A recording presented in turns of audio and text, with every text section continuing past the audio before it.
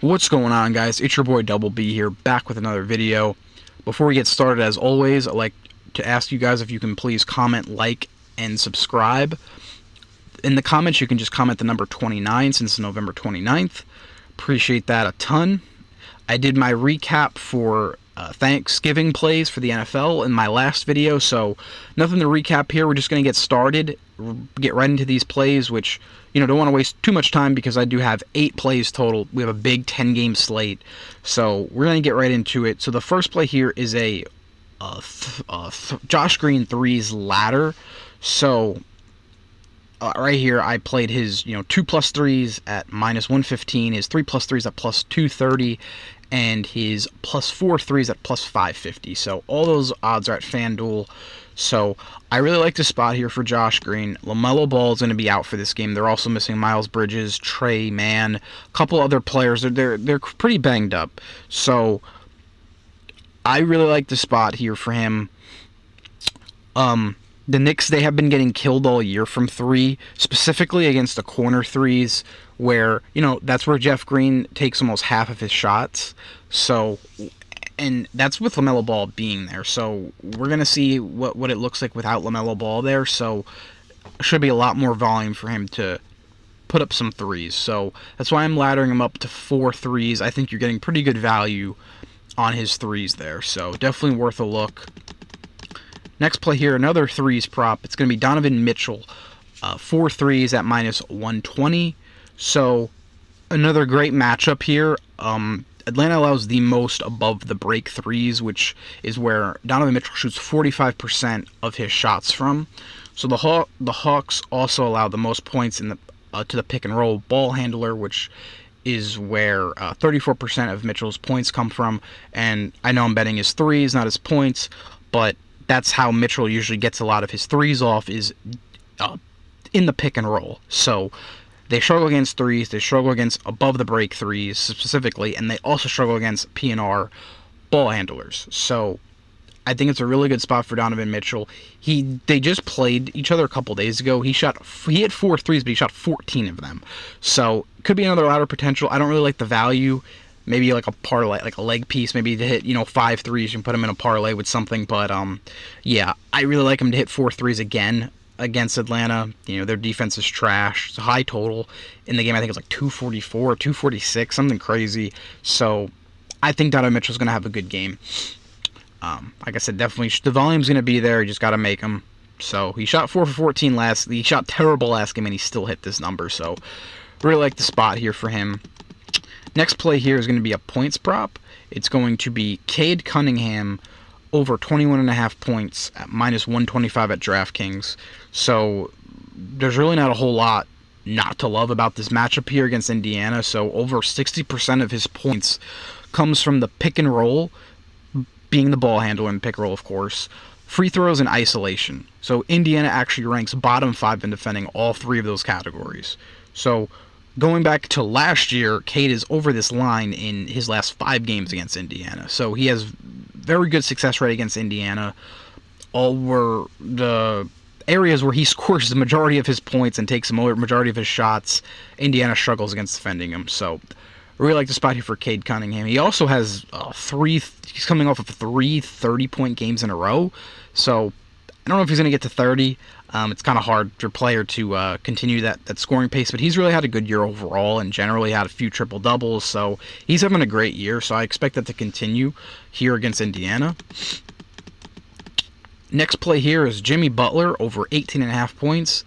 Now, this scares you a little bit. I don't blame you. Last game, he only took 2 shots throughout the whole game. He played 27 minutes, took 2 shots, and he hit both of them, believe it or not. He just decided not to shoot again.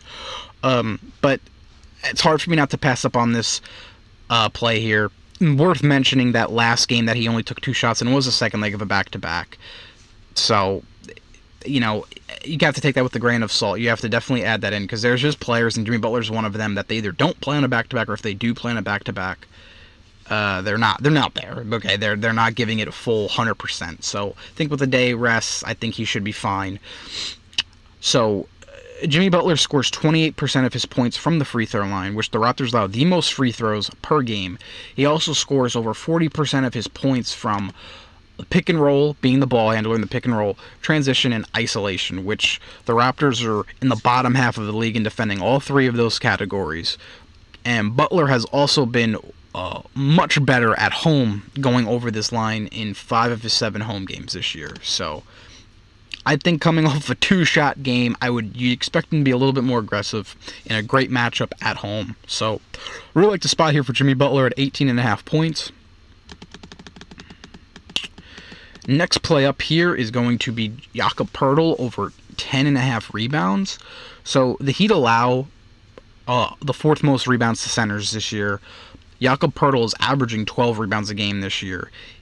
There's a couple of books that actually have it at 11.5, this line, so that's why I'm hopping on this early. Hopefully when you're seeing this, you can still get it at 10.5 somewhere. I don't mind 11.5 either, but of course I'd rather play it at 10.5. And he's just over this number in 6 out of his last 7 games. So, I mean, I think it's a really good spot for Jakob Poeltl, to crush this line. I really do. Double-doubles in play, 12 rebounds, whatever you like. I really like his Jakob Poeltl on the glass today.